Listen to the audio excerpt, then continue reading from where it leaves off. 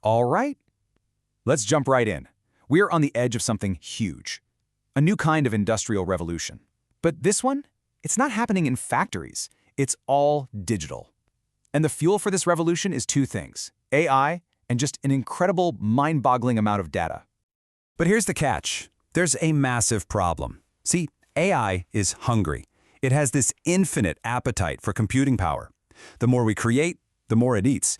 But we live in a very finite world. So what happens when that unstoppable force, that infinite hunger, slams into a very, very movable object, our planet's resources? That's the big question we're tackling. So here's the deal. We're literally hitting a wall, a physical one.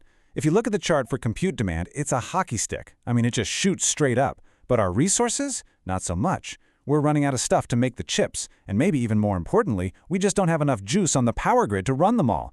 It's gotten so crazy, you've got companies talking about building their own nuclear power plants just to keep their data centers online. Think about that. This quote just nails it, doesn't it? Compute is water in the Sahara Desert. In this new AI world, having processing power isn't a nice to have. It's not a luxury. It's a survival resource. And big companies, they're desperate. They'll pay pretty much anything to get their hands on it. This shortage, this scarcity, it's the defining problem of this new era. And yeah, this massive worldwide shortage, it has a name: the Great Compute Crunch. When you're facing a problem this big, you can't use the old solutions. You have to start thinking outside the box, looking for power in some really unexpected places. So if the answer isn't just building more and more of these giant power-guzzling data centers, then what is it? Well, what if the solution isn't something we need to build, but something we just need to connect? What if it's been all around us this whole time? A hidden web of power, just waiting to be switched on. And that brings us to the core idea here: Theta EdgeCloud. Now this is important. It's not new hardware. It's a really clever layer of software. And what it does is connect all the hardware you and I already own. It takes your phone, your computer, even your car, and turns them into a tiny piece of one giant, shared, global supercomputer. And the way it works is actually super simple. Think about it. When your phone's just sitting there charging overnight, or your computer's idle, or your car is just parked, that's all wasted power. Well, the EdgeCloud software can tap into that unused power, securely of course, and share it with the network. Every little bit makes the whole network stronger. And the best part? For sharing, you actually get rewarded. Okay, and here's what makes this whole thing so incredibly powerful. The network is what you'd call hardware agnostic.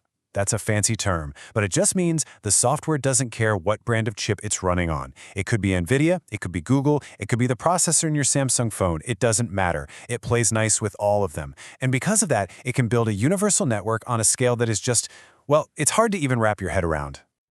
Okay, so we've got this incredible network of shared power. It's a great idea, right? But what actually makes it all go? What's the fuel for this new data economy? The answer is something called T-fuel. And honestly, the best way to think about it is like digital gasoline for this whole engine. If you're a company that needs compute power, say you're building an AI model, you buy T-fuel to pay for that power. And if you're one of the people sharing your device's power, you get paid in T-fuel. It's a perfect little two-sided marketplace. Now, this system creates this really powerful economic engine. They call it a flywheel effect. And here's how it starts. Let's say a big company needs a ton of guaranteed compute power. They don't just go out and buy T-fuel on the market. They lock up huge amounts of it to reserve their spot on the network. It's just basic supply and demand, right? When these giant companies take, billions of T-fuel tokens and lock them away, the amount left on the open market for everyone else to buy and sell gets a whole lot smaller. Suddenly, it's scarce. And this is where it gets really interesting. That scarcity starts to push up the value of T-fuel. So now the reward you get for sharing your device's power is worth more in actual dollars. And what happens then? Well, more people want in. So they join the network to share their power. More power on the network attracts more big companies, who then lock up more T-fuel. And you can see it, right? The flywheel just starts spinning faster and faster and faster. Okay, I know, that whole digital flywheel thing can sound a little abstract. So let's make this real. Let's talk about the most powerful computer a lot of us own, that's sitting in our driveway right now: your car. I mean, this is a total mind shift in how we think about the things we own. Right now, your car is a depreciating asset, period. It sits there doing nothing like 95% of the time, just costing you money, the payment, the insurance. But in this new world, that same car becomes a productive part of the network. It can actually earn you money while it's just sitting in the garage. And we're not just talking about pocket change here. This is a pretty profound idea. The quote from the source says it's almost like a form of universal basic income. Just stop and think about that. What if the computer in your car could earn enough every month to pay for the car payment and the insurance? That's not just a small win, that's a huge win. It flips one of your biggest monthly expenses into something that actually makes you money. Okay, so having a revolutionary idea is great, but we all know that in the real world, if you have a good idea, people are going to try and copy it. So you need a way to protect it.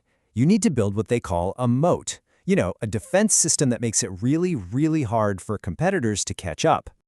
And Theta has been digging its moat for a long time now. First off, they've got key patents, so their tech is protected.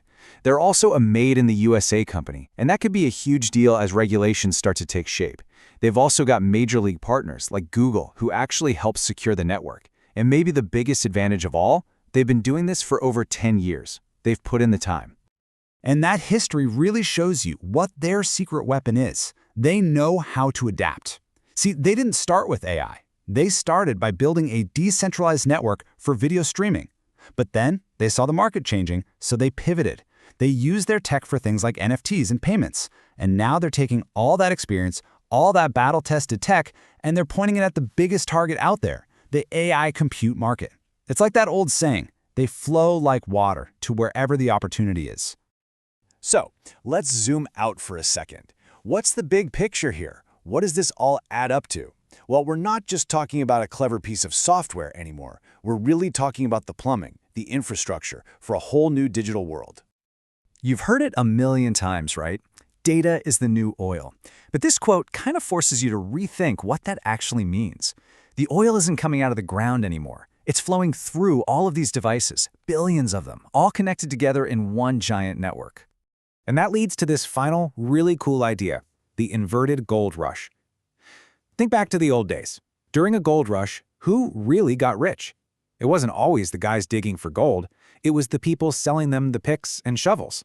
Today, the picks and shovels are the computer chips, and everyone's rushing to invest in them. But this idea suggests maybe the real money, the long-term value, isn't in the shovels. Maybe it's in owning the pipeline that all this new digital oil has to flow through. And that really is the billion-dollar question, isn't it? As we build this future that's completely powered by data and AI, the real power might not go to the people who make the chips. It might go to the people who control the networks that tie everything together.